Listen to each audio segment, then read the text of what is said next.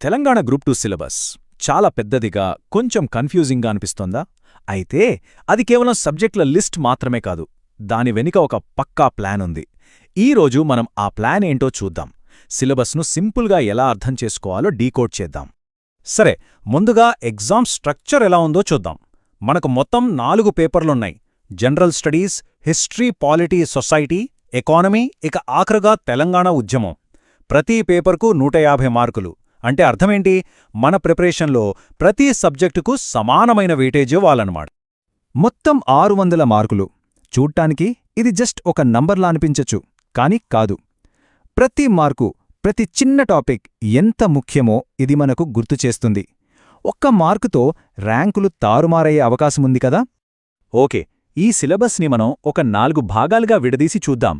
ముందుగా exam blue print, తర్వాత India Telangana మధ్య ఉన్న కనెక్షనేంటి, మూడోది సిలబస్కే గుండెకాయలాంటి తెలంగాణ ఉద్యమం, ఇక చివరగా వీటన్నిటినుంచి మనం నేర్చుకోవాల్సిన అసలైన వ్యూహమేంటో చూద్దాం. రైట్, ఇక మనం మొదటి విభాగానికి వచ్చేద్దాం. ఈ సిలబస్ అసలు పునాది ఏంటి, దాని కోర్ స్ట్రక్చర్ ఎలా ఉందో ఒకసారి చూద్దాం. మనం ఇందాక అనుకున్నట్టు ఇక్కడ 4 పేపర్లున్నాయి. ఇవి కేవలం 4 సబ్జెక్టులు కాదు, 4 విభిన్న స్కిల్స్ని టెస్ట్ చేస్తాయి. పేపర్ 1 ఏమో మన చుట్టూ ఏం జరుగుతుందో తెలుసుకోవాలి అంటుంది. ఇక మిగతా 3 పేపర్లు హిస్టరీ, ఎకానమీ, తెలంగాణ ఉద్యమం. వీటిపై మనకు ఎంత లోతైన అవగాహన ఉందో చూస్తాయి. సో ప్రతి పేపర్కి దానికంటూ ఒక ప్రత్యేకత ఉంది. ఇక్కడ ఒక ఇంట్రెస్టింగ్ విషయం గమనిస్తే పేపర్ 2, 3, 4 ఈ మూడింటిలో ఒక కామన్ ప్యాటర్న్ ఉంది. ప్రతి పేపర్ని 50 మార్కుల చొప్పున 3 సెక్షన్లుగా విడగొట్టారు. అంటే ఈ డిజైన్ మనకు ఒక క్లూ ఇస్తోందన్నమాట. ఏ సెక్షన్ని తక్కువ అంచనా వెయ్యొద్దు, అన్నింటికీ ఈక్వల్ ఇంపార్టెన్స్ ఇవ్వాలి అని. సరే, ఇక నెక్స్ట్ సెక్షన్కి వెళ్దాం. ఇక్కడే సిలబస్లోని అసలైన థీమ్ మనకర్థమవుతుంది. అదేంటంటే భారతదేశం అంటే జాతీయ స్థాయి, తెలంగాణ అంటే ప్రాంతీయ స్థాయి, ఈ రెండింటి మధ్య ఉన్న సంబంధం. ఉదాహరణకు పేపర్ 2 హిస్టరీని తీసుకుందాం. ఒకసారి చూడండి. ఒకవైపు ఇండియన్ హిస్టరీ అంటే సింధు లోయ నాగరికత, మౌర్యులు, మొఘలుల గురించి చదవాలి. మరోవైపు అదే సమయంలో తెలంగాణ చరిత్ర అంటే శాతవాహనులు, కాకతీయులు, అసఫ్జాహీల గురించి కూడా అంతే డీప్గా చదవాలి. రెండూ ఇంపార్టెంటే. ఈ ప్యాటర్న్ కేవలం హిస్టరీలోనే కాదు, ఎకానమీ పేపర్లో కూడా మనకు కనిపిస్తోంది.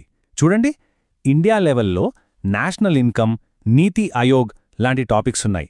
అదే తెలంగాణ లెవెల్కొస్తే state finances, land reforms, GSDP లాంటివున్నాయి. సో ఈ డ్యూయల్ ఫోకస్ అనేది చాలా క్లియర్గా ఉంది. అంటే ఈ డ్యూయల్ అప్రోచ్ వెనుక ఉన్న అసలు ఉద్దేశమేంటో స్పష్టంగా అర్థమవుతోంది కదా. ఒక గ్రూప్ 2 అధికారికి జాతీయ స్థాయిలో పాలసీలు ఎలా ఉన్నాయో తెలియాలి, అదే సమయంలో వాటిని మన లోకల్ పరిస్థితులకు ఎలా అప్లై చేయాలో కూడా తెలిసుండాలి. ఈ రెండింటి మధ్య బ్యాలెన్స్ చాలా ముఖ్యం. ఓకే, ఇప్పుడు మనం సిలబస్లోనే చాలా స్పెసిఫిక్, ఇంకా చెప్పాలంటే గుండెలాంటి భాగానికొచ్చేశాం. అదే పేపర్ 4 తెలంగాణ ఉద్యమం. ఈ ఒక్క పేపరే మొత్తం సిలబస్కే ఒక ప్రత్యేకతనే ఇస్తుంది. సిలబస్లో ఈ వాక్యం చూడండి: తెలంగాణ ఒక విలక్షణమైన సాంస్కృతిక విభాగంగా. ఈ ఒక్క మాట చాలు తెలంగాణ ఉద్యమానికి ఒక పూర్తి పేపర్ను ఎందుకు పెట్టారో అర్థం చేసుకోవడానికి. ఇది కేవలం ఒక రాజకీయ పోరాటం కాదు, ఇదొక ప్రాంతం యొక్క గుర్తింపు, దాని సాంస్కృతిక అస్తిత్వానికి సంబంధించిన కథ. ఈ రాష్ట్ర సాధన ప్రయాణాన్ని సిలబస్ మనకు చాలా క్లియర్గా 3 దశలుగా విభజించి చూపిస్తుంది. మొదటిది అసలు తెలంగాణ అనే ఆలోచన ఎలా పుట్టింది, రెండవది ఆ ఆలోచన ఒక ఉద్యమంగా ఎలా మారింది, ప్రజలు ఎలా సమీకరించబడ్డారు, ఇక మూడవది చివరికి తెలంగాణ రాష్ట్రం ఎలా ఏర్పడింది అనే దశ. ఈ ఉద్యమంలోనే కొన్ని కీలకమైన మైలురాళ్లను సిలబస్లో చాలా స్పష్టంగా మెన్షన్ చేశారు. పెద్ద మనుషుల ఒప్పందం, 1969 ఉద్యమం, 6 పాయింట్ ఫార్ములా, జీవో 610, ఇలా తెలంగాణ రాష్ట్ర సమితి ఏర్పాటు నుంచి శ్రీకృష్ణ కమిటీ రిపోర్ట్ వరకు ప్రతి ఒక్కటి తెలంగాణ ఆవిర్భావ కథలో ఒక ముఖ్యమైన ఘట్టం. రైట్, ఇక మన చివరి విభాగానికొచ్చేద్దాం. ఇన్ని విషయాలు చూశాక అసలీ సిలబస్ డిజైన్ ఒక కాబోయే గ్రూప్ 2 ఆఫీసర్ గురించి మనకు ఏం చెప్తోందో చూద్దాం. మరి ఈ సిలబస్ బ్లూ ప్రింట్ అంతా చూశాక మనకు ఏమర్థం కావాలి? దీని డిజైన్ చేసిన వాళ్ళు ఒక అభ్యర్థిలో ఎలాంటి లక్షణాలను వెతుకుతున్నారు, ఏం చదవాలో తెలుసుకోవడం ఒక ఎత్తైతే అసలు ఎందుకు చదవాలో అర్థం చేసుకోవడం మరో ఎత్తు. ఈ సిలబస్ మొత్తాన్ని చూస్తే ఒక గ్రూప్ 2 ఆఫీసర్కి 4 బలమైన స్తంభాలు లాంటి లక్షణాలు ఉండాలని క్లియర్గా తెలుస్తోంది. 1 చరిత్ర మీద పట్టు, అది ఇండియాదైనా తెలంగాణదైనా. 2 పరిపాలన ఎలా పనిచేస్తుందో తెలియాలి. 3 సామాజిక ఆర్థిక అంశాలపై మంచి అవగాహన ఉండాలి.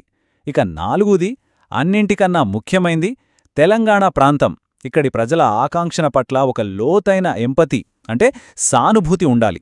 ఈ పరీక్ష టెస్ట్ చేసేది వీటినే. చివరగా చెప్పాలంటే ఈ సిలబస్ కేవలం చదవాల్సిన టాపిక్స్ లిస్ట్ కాదు, ఇదొక జాబ్ ప్రొఫైల్ లాంటిది. తెలంగాణ ప్రజలకు సమర్థవంతంగా సేవ చేయాలంటే ఎలాంటి నాలెడ్జ్, ఎలాంటి స్కిల్స్ కావాలో ఇది డిఫైన్ చేస్తుంది. సో ఇది కేవలం పరీక్షకు ప్రిపరేషన్ కాదు, ఒక బాధ్యతకు ప్రిపరేషన్. ముగించే ముందు ఒక చిన్న ప్రశ్న. ఈ సిలబస్ ఒక మ్యాప్ లాంటిది, పరీక్షలో విజయం సాధించడానికి దారి చూపిస్తుంది. కానీ ఒక్కసారి ఆలోచించండి, ఇలాంటి ఒక సిలబస్, ఇలాంటి ఒక ఎడ్యుకేషనల్ ఫ్రేమ్వర్క్ లాంగ్ రన్లో ఒక రాష్ట్ర ప్రయాణాన్ని, దాని అధికారుల ఆలోచనా విధానాన్ని ఎలా మలుపు తిప్పుతుంది?